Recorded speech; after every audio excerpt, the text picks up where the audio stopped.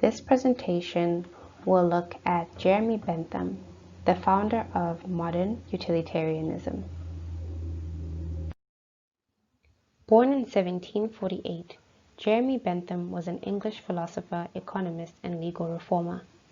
Bentham was the son of an attorney and was considered a child prodigy, learning to read and write by the age of 4.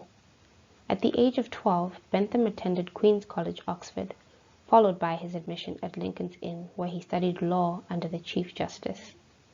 A guest lecture by Sir William Blackstone, the leading legal authority at the time, compounded Bentham's existing disillusionment of the British law system.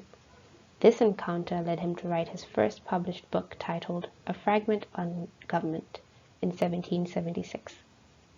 This book was a criticism on existing British law and introduced new concepts on how it can be improved, citing, "The greatest happiness of the greatest number, that is the measure of right and wrong."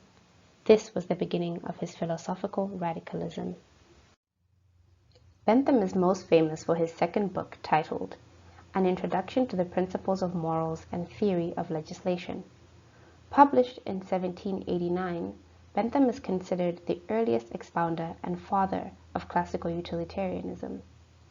He wrote this as a practical guide by which all lawmakers and people should make decisions and create a more equitable and legal framework for society. In Bentham's book, he introduces a moral theory that argues that actions should be judged right or wrong to the extent they increase or decrease human well-being or utility. Bentham defined the principle of utility as that property in any object whereby it tends to produce pleasure, good, or happiness, or to prevent the happening of mischief, pain, evil, or unhappiness to the party whose interest is considered. He held the universal claim that pleasure is good and pain is bad, and that all people should do only that which produces the best consequences. This was quite a radical theory during the time of a classist Britain. In his book, Bentham writes, "Nature has placed mankind under the governance of two sovereign masters, pain and pleasure. It is for them alone to point out what we ought to do, as well as to determine what we shall do." Furthermore, Bentham advocated that if the consequences of an action are good, then the act is moral, and if the consequences are bad, then the act is immoral. As a self-proclaimed atheist, he wanted to place morality on a firm secular foundation.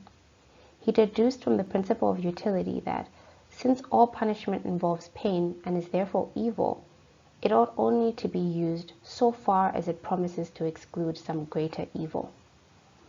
He designed a tool called the hedonic calculus, which helped people measure and balance out the pleasurable and painful effects of any proposed decision. Bentham's theory also extended his utilitarianism to advocate for animal rights and women's rights as one of the earliest reformers to do so.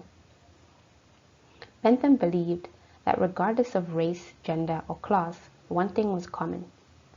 All people followed the pursuit of pleasure and the avoidance of pain, and that because of this, all individuals should hold the right to enjoy the same level of pleasure and avoid the same level of pain. In 1785, Bentham wrote his first economic essay, published in 1787, titled Defense of Usury. This essay, presented in the form of a series of letters from Russia, includes a letter to Adam Smith, which critiqued Smith as not following the logic of his own principles. In this letter, Bentham addressed the effects of a government attempting to lower interest rates below the market rate and the influence of inventors. In the Defense of Usury, Bentham argues every possible objection to the regulation of usury, that is, charging of interest rates that are apparently above the market rate. He adds the importance, both ethically and practically, of allowing private citizens to regulate their own financial dealings. He later taught and passed on his theories to another prominent economic scholar and fellow utilitarian, John Stuart Mill.